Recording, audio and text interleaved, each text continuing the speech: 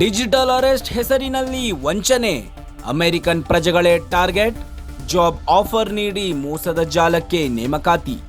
ನಗರ ಪೊಲೀಸರು ಸೈಬಿಟ್ solution private limited ಎಂಬ ಹೆಸರಿನ ಕಂಪನಿಯಲ್ಲಿ ಕಾಲ್ ಸೆಂಟರ್ ನಡೆಸಿ ಅಮೆರಿಕದ ಪ್ರಜೆಗಳಿಗೆ ವಂಚಿಸುತ್ತಿದ್ದ ಮಹಾರಾಷ್ಟ್ರ, ಮೇಘಾಲಯ, ಒರಿಸ್ಸಾ, ಮಧ್ಯಪ್ರದೇಶ, ಪಶ್ಚಿಮ ಬಂಗಾಳ ಮತ್ತು ಗುಜರಾತ್ ಮೂಲದ ಒಟ್ಟು 16 ಆರೋಪಿಗಳನ್ನು ದಸ್ತಗಿರಿ ಮಾಡಿದ್ದಾರೆ.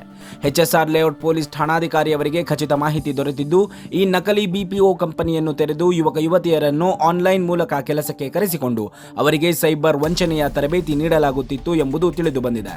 ವಂಚಕರು ಸಾಮಾಜಿಕ ಜಾಲತಾಣಗಳಲ್ಲಿ ಜಾಬ್ ಆಫರ್ ನೀಡಿ ಬೇರೆ ರಾಜ್ಯಗಳಿಂದ ಯುವಕರನ್ನು ಬೆಂಗಳೂರಿಗೆ ಕರೆಸಿಕೊಂಡಿದ್ದರು. ಅವರಿಗೆ 3 ವಾರಗಳ ಟೆಲಿಕಾಲರ್ ತರಬೇತಿಯನ್ನು ನೀಡಿ ನಂತರ ಯುಎಸ್ ಬಾರ್ಡರ್ ಸೆಕ್ಯೂರಿಟಿ ಫೋರ್ಸ್ ಮತ್ತು ಯುಎಸ್ ಪೋಸ್ಟಲ್ ಸರ್ವಿಸ್ ನಂತಹ ಸಂಸ್ಥೆಗಳೆಂದು ಹೇಳಿಕೊಂಡು ಲೈವ್ ಸರ್ವರ್ ಮೂಲಕ ಅಮೆರಿಕನ್ ಪ್ರಜೆಗಳಿಗೆ ಕರೆ ಮಾಡುತ್ತಿದ್ದರು. ಜೊತೆಗೆ ಕರೆಗಳ ಸಮಯದಲ್ಲಿ ಮಾದಕ ವಸ್ತುಗಳ ಕಾಯ್ದೆ ಅಪರಾಧ, ಮನಿ ಲಾಂಡ್ರಿಂಗ್ ಅಥವಾ ನಕಲಿ ಬಂಧನದ ವಾರೆಂಟ್ ಪ್ರಕರಣ ದಾಖಲಾಗಿದೆ ಎಂದು ಹೆದರಿಸಿ ಬಂಧನದಿಂದ ತಪ್ಪಿಸಲು ಹಣಕ್ಕೆ ಬೇಡಿಕೆ ಇಡುತ್ತಿದ್ದರು.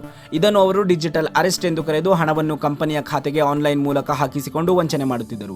ತನಿಖೆಯಲ್ಲಿ ವಂಚಕರು justpace.it ಸೈಟ್ ಅನ್ನು ಬಳಸಿಕೊಂಡು ಡಿಜಿಟಲ್ ಅರೆಸ್ಟ್ ಸ್ಕ್ರಿಪ್ಟ್ಗಳನ್ನು ನಕಲಿ ಮಾಡಿ ಅದನ್ನು ಬಳಸುತ್ತಿದ್ದರು ಎಂಬ ಮಾಹಿತಿ ದೊರೆತಿದೆ. ಇನ್ನು ಇದೇ ದಾಳಿಯಲ್ಲಿ ವಂಚನೆಗೆ ಬಳಸುತ್ತಿದ್ದ 41 ಕಂಪ್ಯೂಟರ್ ಸಿಸ್ಟಮ್ಗಳು, 25 ಮೊಬೈಲ್ ಫೋನ್ಗಳು, EPABX ಡಿವೈಸ್, ರೌಟರ್ಗಳು ಮತ್ತು ಇತರ ಎಲೆಕ್ಟ್ರಾನಿಕ್ ಸಾಧನಗಳನ್ನು ವಶಪಡಿಸಿಕೊಳ್ಳಲಾಗಿದೆ.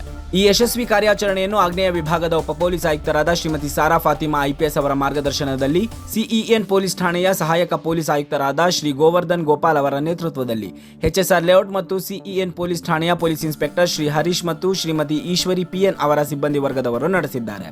ವರದಿ ಮೋಹನ್ ಕುಮಾರ್ ಎಸ್ ನಾಯಕ್.